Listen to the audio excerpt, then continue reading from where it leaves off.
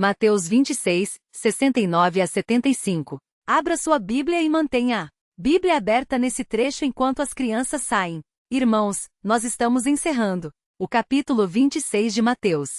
É o final do capítulo. O Senhor permitir em algumas semanas ou meses terminamos o Evangelho de Mateus. Não sei qual vai ser o andamento em relação aos demais capítulos, mas nós temos feito essa abordagem do Evangelho e eu tenho destacado para os irmãos têm acompanhado ao longo dos meses a exposição deste livro. Eu tenho destacado que o evangelista Mateus, quando escreveu, ele não tinha como objetivo somente contar uma história e transmitir essas informações para nós e o que elas significam. Ele, na realidade, queria produzir alguma reação nas pessoas que ouvissem essas histórias. Não era apenas entreter as pessoas com uma história interessante.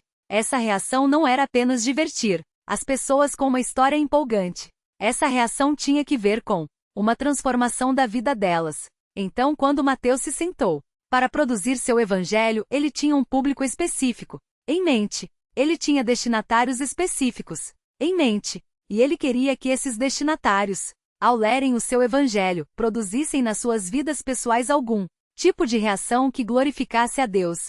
Por isso, meus ouvintes, estão funcionando esse microfone? Está funcionando? Por isso, ele selecionou algumas histórias. Mateus não contou todas as histórias que ele vivenciou com Jesus. Mateus, ele não tinha como colocar no seu material de escrita, ele não tinha como colocar um diário de todos os dias em que ele conviveu com Jesus, não havia como fazer isso. Ele então selecionou algumas histórias e selecionando essas histórias ele queria que essa seleção de histórias causasse um impacto nos leitores originais e quando nós hoje, 2000 anos depois, nos aproximamos desse evangelho, o Senhor Deus que moveu Mateus a escrever, que inspirou os escritos que estão diante de nós, o registro desses escritos que estão diante de nós, o Senhor Deus quer que a nossa vida hoje seja impactada, hoje em 2015, da mesma forma ou na mesma medida em que essas histórias impactaram os primeiros leitores que tiveram contato com ela.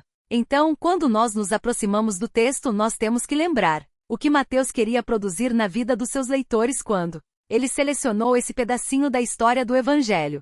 Bem, o objetivo principal de Mateus é mostrar que Jesus é o Messias prometido nas páginas do Antigo Testamento. E um relato como esse, um relato de Pedro, o seu discípulo mais próximo, não houve um discípulo mais próximo de Jesus do que Pedro. E quando esse relato aponta para o amigo mais próximo de Jesus, o discípulo mais chegado de Jesus, abandonando o Senhor e negando o Senhor, sob juramento, e proferindo maldições. Ele quer mostrar com isso que Jesus, o Messias prometido, foi rejeitado até pelo seu discípulo mais íntimo. E com isso mostrar que ele realmente é o Messias, porque o Messias seria rejeitado pelos seus amigos mais íntimos. Os salmos mostram isso. Os profetas mostram isso. O Messias sendo rejeitado não só por seus inimigos, mas pelos seus amigos mais próximos, sendo ferido por eles na sua alma, por seus amigos mais chegados.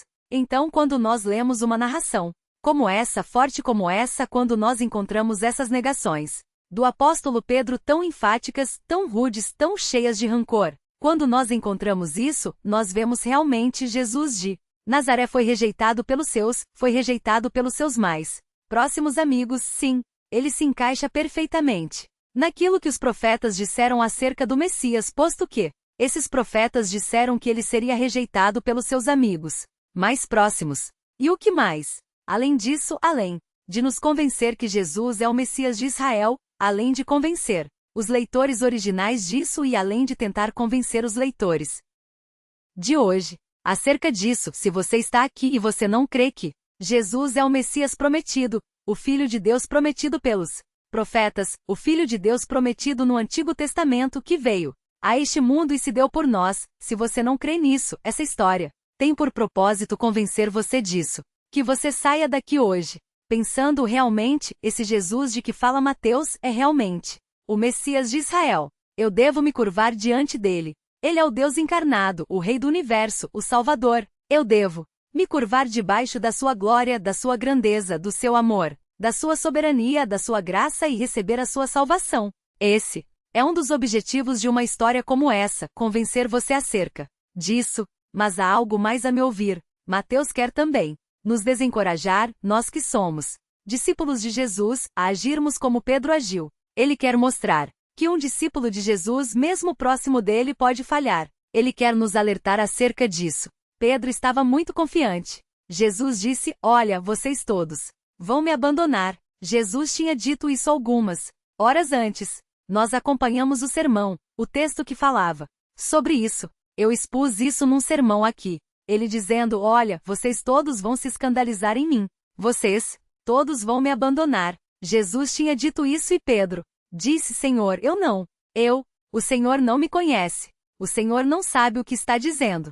Ainda que seja necessário morrer pelo Senhor, eu morrerei e não negarei o Senhor. E Jesus então diz: você vai me negar, Pedro, ainda esta noite antes do nascer do sol, antes do galo cantar, você vai me negar não. Uma vez só, você vai me negar 3 vezes. E Pedro disse: não. O Senhor está certo em muitas coisas, mas nisso o Senhor está errado. Eu jamais farei isso. Os irmãos estão vendo aqui o que aconteceu. Os irmãos acabaram de ler o desfecho da história. E isso quer fazer com que nós, os discípulos modernos, estejamos alertas. Paulo disse: aquele que julgue estar em pé, cuide para que não caia. Porque ninguém aqui esteja tão firme que não seja passível da queda. Não seja passível de cair, de tropeçar e cair. Isso aconteceu com Pedro e nós devemos estar alertas porque pode acontecer conosco também. E há outras lições aqui presentes nesse texto. Nós vemos Pedro se arrependendo e se há alguém aqui que negou o Senhor. Talvez haja pessoas aqui que negaram o Senhor, o abandonaram. Talvez existam pessoas me ouvindo agora através da transmissão do culto ao vivo, ou que me ouvirão depois, através das gravações que são enviadas por aí afora. Pessoas que negaram o Senhor e o têm negado. Mas nós vemos aqui um discípulo que negou e chorou amargamente quando ouviu o canto do galo. É possível ouvir esse canto e cair em si. É possível ouvir esse canto e chorar amargamente. É possível ouvir esse canto e se arrepender. Essas lições todas estão presentes nesse texto, e nós vamos caminhar por elas. Agora, vocês vão me acompanhar. Até tirei o paletó para andar melhor, e nós vamos andar pelo texto. Eu quero convidar vocês a me acompanharem. Vocês vão andar comigo pelo texto, e nós vamos caminhar pelo texto, através de 3 etapas. São 3 etapas da negação de Pedro. Vocês vão ver que essas etapas vão crescendo. O apóstolo Pedro foi crescendo na sua negação.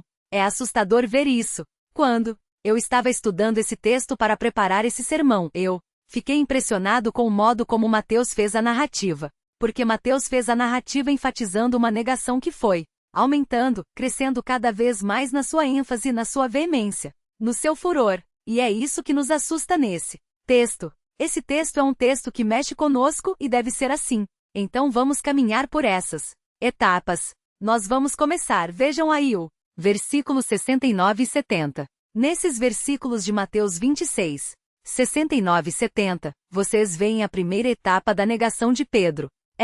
Nós vamos dar um título para essa etapa. E essa etapa vai se chamar a negação dissimulada. O que é dissimulada? O que é dissimulado? O que é algo dissimulado? Algo sutil? Uma negação disfarçada. Muitos crentes negam Jesus dessa forma, disfarçadamente, sutilmente. Você é um discípulo de Jesus? Ah, olha, agora eu tenho que sair, estou sem tempo. Note bem, depois eu converso.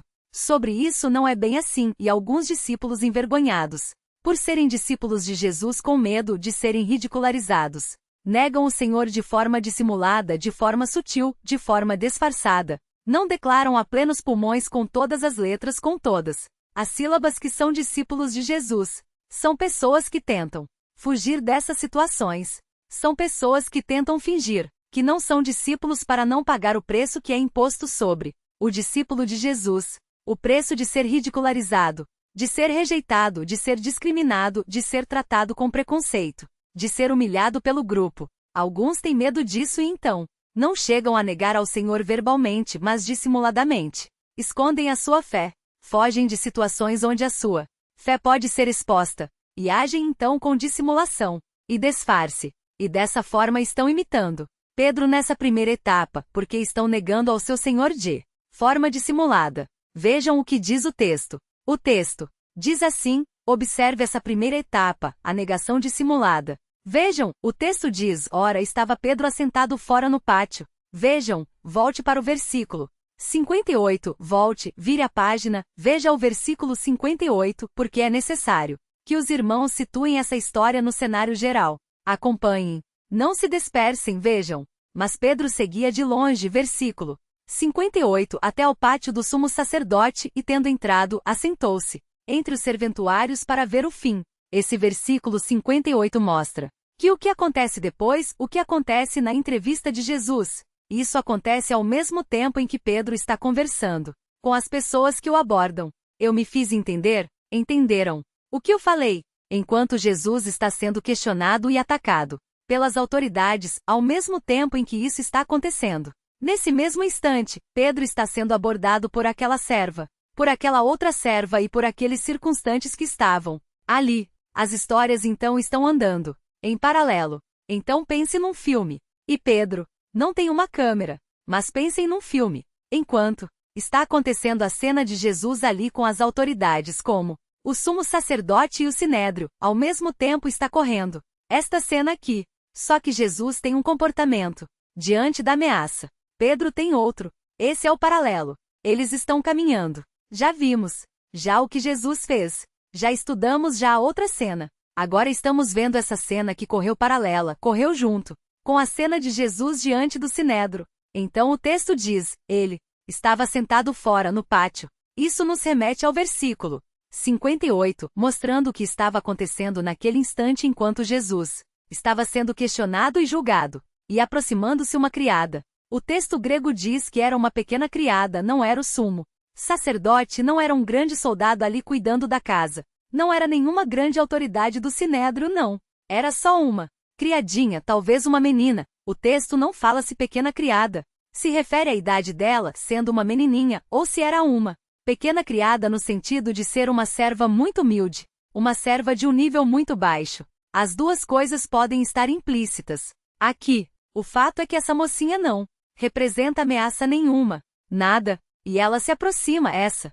pequena criada, essa criadinha, onde está escrito aí criada. Leia, criadinha. Esse é o sentido da palavra. Uma criadinha se aproximou. E vejam, e ela lhe disse também: tu estavas com Jesus, o Galileu. É a primeira vez que Jesus é chamado assim, o Galileu, no Evangelho de Mateus.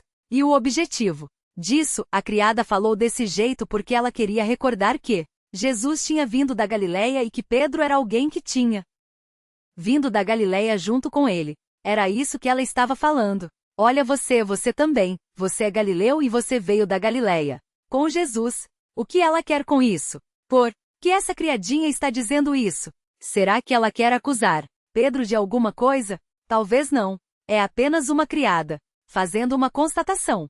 Ah, eu já vi você. Tudo bem? Você é discípulo dele, né? Que está sendo lá julgado. Não é você que é discípulo dele? E ele diz, fica quieta, menina. Fecha essa boca, menina. Provavelmente não há nenhuma animosidade na criada aqui. Provavelmente essa criada não está lá, te peguei, eu vou te dedurar, não.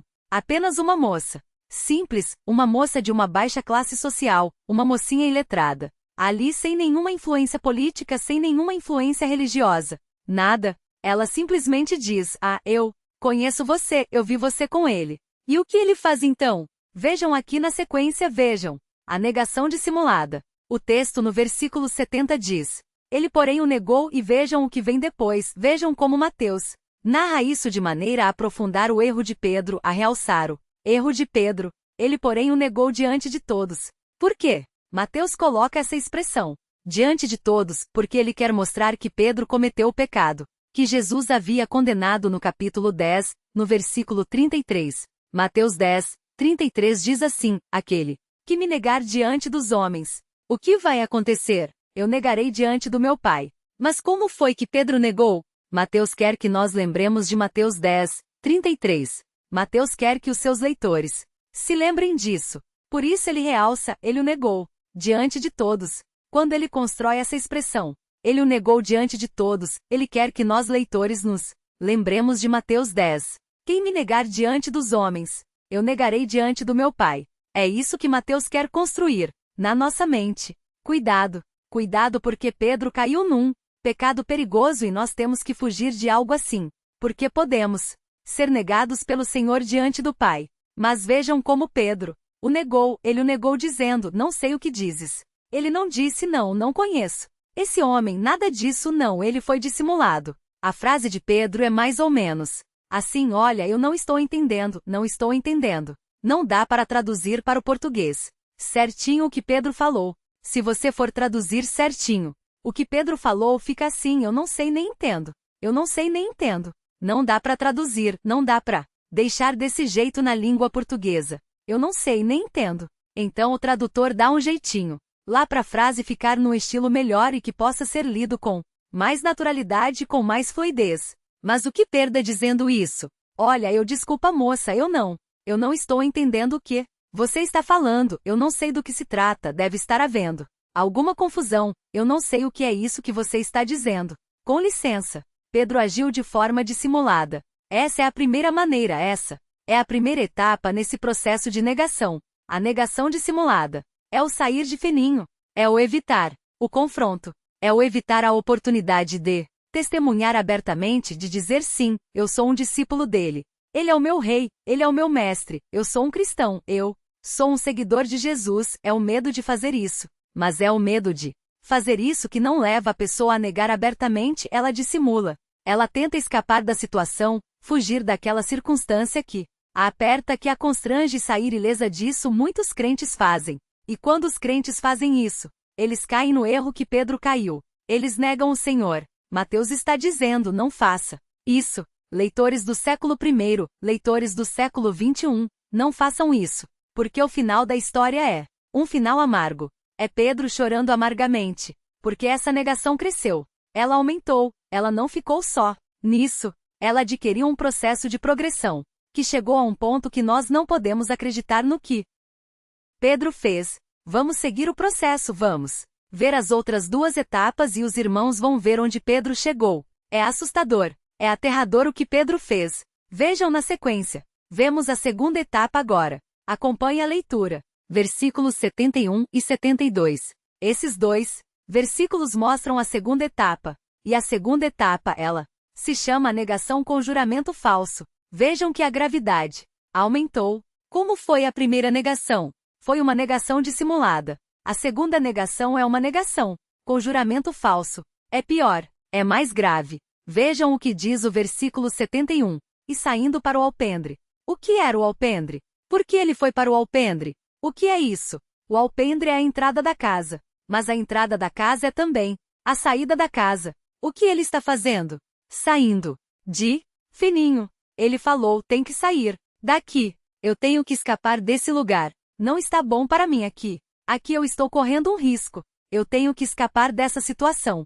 Então o que ele está fazendo? Ele está saindo de fininho, está saindo devagarinho. Mas veja o que acontece. Veja o que acontece para a sua tristeza. Ele vai para o alpendre rumo à saída da casa, querendo escapar dali. E quando ele vai, o texto diz, foi ele visto por outra criadinha. Outra criadinha aparece. Os minions. É o ataque dos minions. Outra criadinha aparece. De onde saiu essa menininha? De onde saiu essa criadinha? E ela aparece ali também. Mas essa criadinha, ela não fala com Pedro. Ela é um pouquinho mais espevitada. Ela é um pouquinho mais escandalosa. Ela é uma menininha, uma criadinha, um pouco mais faladeira e um pouco mais ousada. Ela não fala com Pedro. E pelo jeito, não é uma moça muito educada. Ela aponta para ele e diz para os que ali estavam. Veja o que ela faz. Imagina. Aqui o jovem ia dizer o quê? Que Pedro passa aqui. Ela aponta para ele e diz, este também estava com Jesus, o Nazareno. Ela não fala com Pedro, fala com eles. Mas notem bem, neste ponto existe algo muito grave acontecendo. Me acompanhem. Me acompanhem. Nisso, acompanhem o meu raciocínio aqui. Esta moça, quando ela aponta o dedo para Pedro e diz, este também estava com Jesus, ela não fala ao Galileu como a primeira falou. Ela diz outra coisa. Ela aponta para Jesus, desculpe. Ela aponta para Pedro e ela diz, este também estava com Jesus, o Nazareno. Isto, neste momento, isto deveria causar em Pedro um impacto muito maior. Por quê? Porque quando ela disse que ele estava com Jesus e chamou Jesus de o Nazareno, Isso deveria causar em Pedro um impacto muito maior. Por quê? Para que os irmãos entendam o porquê, os irmãos devem voltar para Mateus 2. Os irmãos voltando para Mateus 2 vão entender a força dessas palavras. Os irmãos vão entender a técnica de Mateus. Mateus é um hábil escritor. Mateus quer mostrar o grau de gravidade do que Pedro fez. Veja o que está escrito em Mateus 2, 23. Abra sua Bíblia, volte algumas páginas e veja o que está escrito nesse trecho, Mateus 2, 23. Vejam o que diz. O texto diz assim: e foi habitar, falando aqui sobre Jesus ainda menino, e foi habitar numa cidade chamada Nazaré, para que se cumprisse o que fora dito por intermédio dos profetas. O que foi dito pelos profetas? Ele será chamado Nazareno. Naquele instante, diante de Pedro, uma profecia messiânica se cumpriu. Pedro viu naquele instante, saindo da boca daquela criada espevitada. Pedro viu naquele instante, saindo da boca daquela moça, ele viu uma profecia messiânica se cumprindo ali diante dos seus olhos. Ela disse, ele estava com Jesus o Nazareno e cumpriu a profecia messiânica. E Pedro se viu ali diante da profecia cumprida ali na sua face. E o que ele fez? Qual foi sua resposta? Qual foi sua reação diante daquela evidência? Qual foi sua reação diante daquele fato extraordinário que se cumpria ali diante dos seus olhos? Texto diz no versículo 72, e ele negou outra vez. Como podemos chegar nisso? Nós aqui da nossa igreja temos tido contato todos os domingos com várias profecias messiânicas. Todos os domingos. Todos os domingos. O pastor sobe aqui no púlpito e mostra para vocês que Jesus é o Messias, que Jesus é o Messias, que Jesus o Nazareno é o Messias. E temos visto isso, temos olhado a sua história e vemos que a sua história realmente cumpre as profecias do Antigo Testamento, provando quem ele é. É possível que nós, diante de tantas evidências de que Jesus é o Messias prometido, é possível que nós o neguemos.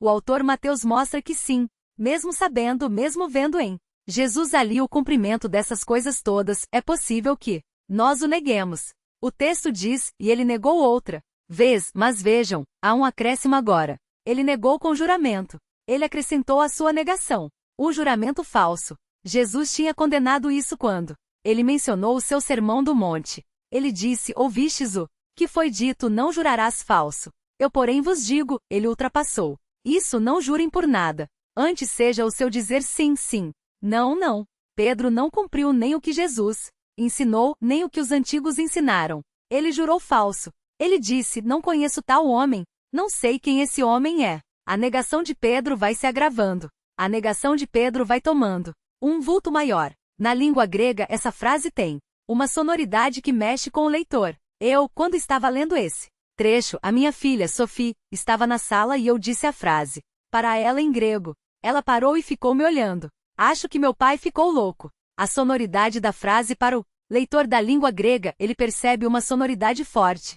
É assim que se pronuncia uk, oida tonantropon. Um Ford, uma sonoridade que entra na gente. E eu disse para minha filha, ok, oida tonantropon. Ela não piscava me olhando, não. Sabia o que estava dizendo. Eu expliquei para ela o que era. É a frase de Pedro. E ele disse isso, irritado. Ele olhou para todas as pessoas que estavam ali, e olhou para aquela mocinha e disse, é uma frase que causa impacto emocional em quem é. E foi isso que ele fez. Eu não conheço esse homem. Você já fez isso? Você já negou ser um discípulo de Jesus? Já virou as costas para o Salvador, porque estava com medo. Medo de ser rejeitado, medo de não ser respeitado, medo de não ser acolhido, medo de não ser amado. Existe toda uma força nisso. Um pecado terrível é cometido. Aqui, ele nega o seu Senhor. E isso, a gravidade desse pecado não é só externa, ela também é interna, porque ele tem um potencial de crescer ainda mais. E de fato cresce. E nós vamos ver até onde ele pode chegar agora na terceira etapa. Há uma terceira etapa agora aqui. E agora nós vamos chegar no ápice da mensagem, no ápice da leitura, no ápice da passagem. Veja o que o texto diz aqui nos versículos 73 em diante. Logo depois, aproximando-se, os que ali estavam disseram, verdadeiramente és também um deles, porque o teu modo de falar o denuncia. Agora não é mais uma criada, é um grupo de pessoas. Chegam para Pedro e dizem, você também é um discípulo. Dá para perceber pelo seu sotaque. Você não é daqui, você é da Galileia. E dá para perceber que, sendo da Galileia, não é normal que você esteja aqui na casa do sumo sacerdote aqui em Jerusalém. Você não é dos servos que moram aqui. Você não é dos servos das pessoas que estão aqui, não. Você veio de fora. Certamente. Você é um deles, porque o seu modo de falar, o seu sotaque, mostra isso. Como era o sotaque dos galileus? Existem documentos do primeiro século, documentos que falam de palavras que eram pronunciadas pelos galileus que os judeus do sul e da Judéia não compreendiam. Eram palavras que eles falavam no seu vocabulário ali de pescadores que as pessoas do sul não compreendiam. Não entendiam o que estava falando. É como aconteceu comigo quando eu fui para o Ceará pela primeira vez. As pessoas falando, por quê? Eu estou aperreado, porque eu estou aperreado. Que raio de aperreado é isso aí? O que é aperreado? E aí, na mesa onde estávamos, eles começaram a discutir o que significa aperreado. Eu acho uma palavra horrível essa palavra. Aperreado. Palavra feia. E eles começaram a falar, não. Aperreado. Eu falei, aperreado é uma pessoa nervosa? Está nervoso? Estou muito bravo e estou aperreado? Não, não é, aperreado. E começaram a explicar para mim o que significa aperreado. Até hoje não entendi direito, mas eles se entendem lá entre si. Então, pessoal do Nordeste, pessoal da Charles Spurgeon, que está me ouvindo. Aí, o pessoal que assiste os nossos cultos, por favor, envie um e-mail para mim. Olha o que eu estou pedindo agora, hein? Envie um e-mail para mim essa semana definindo aperreado. O que é um aperreio? Alguém sabe? O que é isso, Fernando? Aperreio. Você já usou essa palavra alguma vez? Você já ficou arrepiado? Você ficou arrepiado? Aperreado você nunca ficou? Ficou arrepiado hoje? Eu não. Sei. Eu acho que aperreado é a pessoa debaixo de pressão, nervosa e debaixo de pressão. Isso é o aperreio. Que palavrinha feia é essa, né? Você imagina Pedro passando, dá licença, eu tô aperreado. Pessoal, você não é de São Paulo, não. Você não é de Jerusalém. Não. Você é da Galileia. Paulista. Não fala desse jeito. Então, não teve jeito. Descobriram que Pedro era da região norte, ali, da Palestina. E disseram, isso, você não é daqui. O seu modo de falar denuncia você. E de fato, os irmãos sabem. Uma pessoa de outras regiões, quando abre a boca imediatamente, ela mostra, ela diz de onde ela é. Quando nós viajamos, as pessoas riem de nós, não riem? Nós vamos para o Nordeste, para o Rio de Janeiro nem se fala. Quando vamos para o Rio de Janeiro, nós somos vítimas de todos os cariocas que zombam do nosso jeito de falar. Então é terrível isso aí. E aconteceu isso com Pedro. Ele foi abordado por aqueles homens que disseram, olha o seu sotaque, tá na cara, você não é daqui, você é da Galileia. Dá para perceber pelo seu sotaque. Mas vejam o que vem agora. Veja o que vem agora, porque existe aqui um recurso de retórica presente no texto. É uma habilidade literária que Mateus tem. E eu gosto muito disso. Essas coisas me deixam muito empolgado quando eu vejo isso. Eu vejo os escritores bíblicos como artistas que põem Shakespeare no bolso. Na minha opinião, Shakespeare, Machado de Assis, desculpem-os que gostam tanto, minha filha é fã do Machado de Assis, desculpem, mas o Mateus deixa todos esses no chinelo. A habilidade literária, uma habilidade para escrever que é incomum, é anormal isso. É anormal. Vejam, o versículo 75 diz, ontem eu falei sobre esse então, na nossa classe do cadete. Ontem tivemos aqui o cadete, a primeira aula do cadete, e eu dei aula durante o dia todo. Tô até muito cansado hoje, porque passei o dia todo ontem dando aula, e hoje também dei aula de manhã e outra aula à tarde. Na realidade, essa é a quarta vez que eu falo hoje, e ontem falei o dia todo, das 8h30 até as 5 da tarde. Então estou bastante cansado, mas esse então me empolga, e afasta de mim o meu cansaço. Porque esse então, eu disse ontem na classe aqui que a língua grega, ela tem duas palavrinhas que podem ser traduzidas como então. A palavrinha de que aparece aqui nesse texto várias vezes significa então. Pode significar então, pode significar é. Mas a palavrinha de é uma palavrinha fraca. É um entãozinho. É um então que não tem força, que não tem impacto, que aponta apenas para o andamento da história. Apenas para o andamento, para a sequência normal dela. Mas existe uma outra palavra na língua grega que é a palavra tote. Essa palavra significa Então, mas é um então mais enfático, quando o escritor quer dar ênfase. No então, ele usa tote. Então o que acontece aqui? Nesse momento, no versículo 75, Mateus usa tote. Você pode ouvir a música. Aqui chegando no alto. Aqueles homens olham para Pedro. Você pode imaginar a situação agora. Aqueles homens olham para Pedro e naquele momento apontam para ele e dizem: você é um deles. O seu modo de falar o denuncia. Então, esse é o então de Mateus no versículo 75. Então, aí para as cenas do próximo capítulo. Não, mas é a hora do auge. É o então da minha nona. Eu falei para vocês que a minha nona era contadora de histórias. A minha nona contava histórias. E a minha nona sabia a tonalidade certa de cada palavra quando ela nos contava as histórias. E eram histórias mitológicas de Minas Gerais, a terra da Carol, de lobisomens e coisas assim. Ah, e quando chegava o então da entrada do lobisomem, meu Deus, era o então mais doído que havia na história. Quando ele entrou no mato e escureceu. Então, e o garoto quase morria na hora desse então. Esse é o então do versículo 75. Então, e o que vem agora é aterrador. O que vem agora é de assustar. A câmera focaliza Pedro e o texto diz que ele começou a praguejar. Sabem o que significa isso? Ele começou a produzir maldições.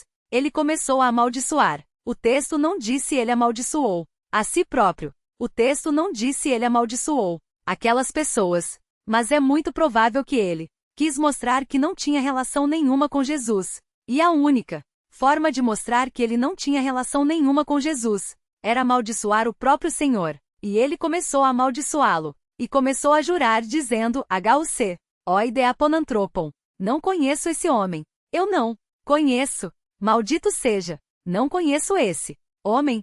E quando ele fez isso, o galo cantou. A noite não tinha acabado ainda. A luz do dia não tinha brilhado ainda. A manhã ainda não havia raiado. Ele se lembrou do que Jesus disse no versículo 34. Nesta noite, antes do sol nascer, antes que o galo cante, você me negará 3 vezes. E ele se lembrou disso e saiu. E chorou amargamente. O que representa o canto daquela ave? Eu vou lhes dizer o que representa o canto daquela ave. Quando aquele galo cantou, aquele canto foi um canto de denúncia. Pedro, você negou o Senhor como ele havia predito. Pedro, você pecou virando as costas para Jesus, o Nazareno. Você fez isso. Mas aquele canto daquele galo não foi só um canto de denúncia. O canto daquele galo foi também um canto de graça. Por que foi um canto de graça? Porque o canto daquele galo fez Pedro se lembrar do que Jesus disse. Foi um canto que trouxe à memória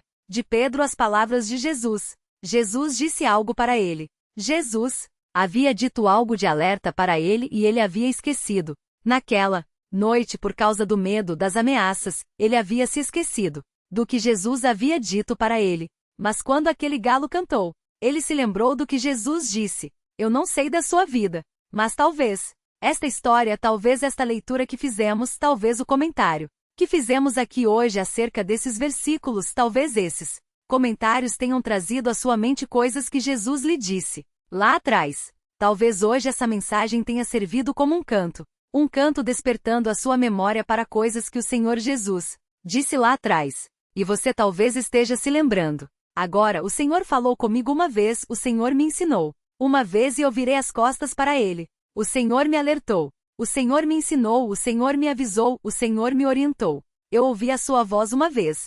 Mas eu neguei, eu virei as costas para ele. Por medo, por outros motivos. Não sei, por outros interesses, não sei, mas eu virei as minhas costas para ele. Mas hoje, durante esta leitura, durante este sermão, eu me lembrei do que o Senhor Jesus me disse um dia, lá atrás, algum tempo atrás. Eu me lembrei das suas palavras, quando ele me chamou. Eu me lembrei das suas palavras, quando ele me guiou. Eu me lembrei das suas palavras, quando ele me convidou.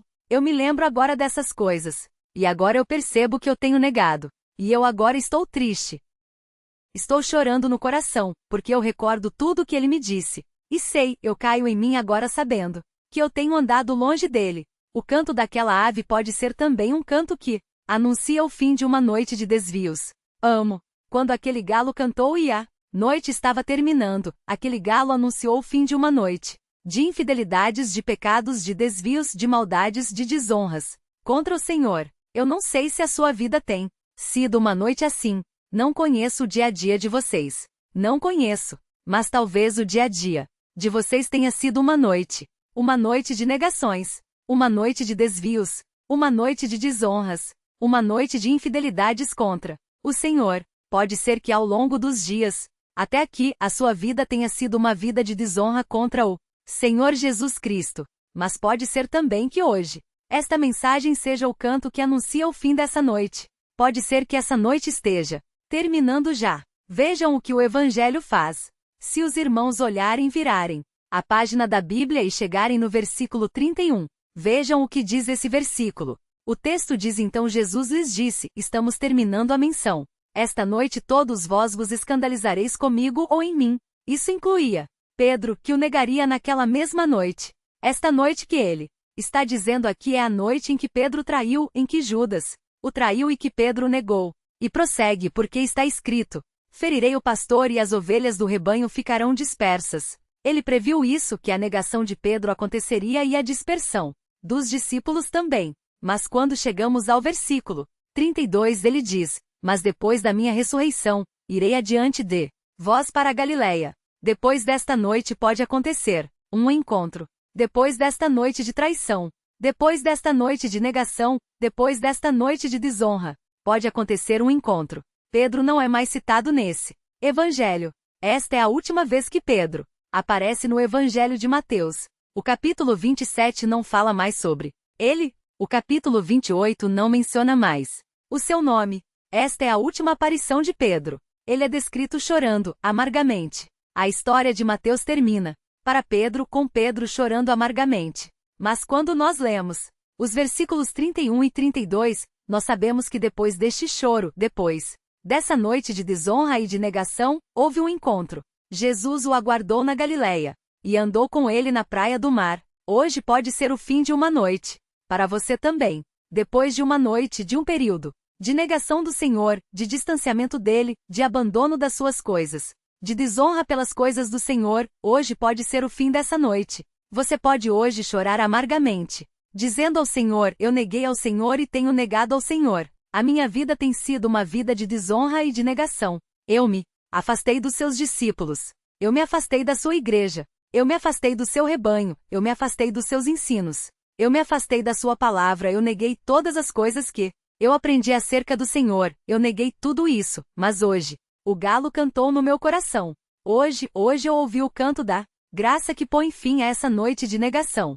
E hoje eu choro amargamente no meu coração, arrependido por tudo que eu tenho feito, por todas as minhas negações. E hoje eu quero suplicar o seu perdão e caminhar na direção do seu encontro. Eu quero encontrar o Senhor junto ao mar na Galileia. Há um encontro depois desta noite. Vá, chore e vá. Vá ao encontro do Senhor e o abrace e o receba novamente, pondo fim a esta noite de desonra e negação. Vamos orar. Senhor Deus, abençoa o seu povo. Às vezes seguimos por descaminhos, por trilhas erradas. Negamos ao Senhor de forma dissimulada. Negamos ao Senhor de forma aberta. Viramos as costas, envergonhamos o seu nome. E isso se prolonga noite afora, vida afora. E por causa disso, ó Deus, nós vivemos debaixo do medo, da insatisfação, da amargura. Tudo isso experimentamos. Longe da alegria que procede do Senhor. Nós pedimos, ó Deus, que esta noite de desonra e de negação termine aqui. Que o canto da sua graça invada o coração de todos. E que todos, arrependidos como Pedro, se aproximem do Senhor chorando amargamente, dizendo: Senhor, eu tenho negado o seu nome e desonrado ao Senhor. Que todos aqui caminhem para o encontro do Senhor que os aguarda. O Senhor nos aguarda sim, de braços abertos, junto ao mar. O Senhor nos aguarda sim para andar conosco pela praia do mar da Galileia, na serenidade daquela noite maravilhosa em que ele andou com Pedro. Nós queremos, a Deus, ir ao seu encontro também depois da noite de negação, depois da noite de vergonha, depois da noite de desonra. Queremos ir ao seu encontro, queremos fazer as pazes com o Senhor e queremos prosseguir sendo seus discípulos fiéis até o fim. Ajuda-nos nisso, restaura-nos na nossa vida de seguidores do Senhor. É o que suplicamos em nome dele. Amém.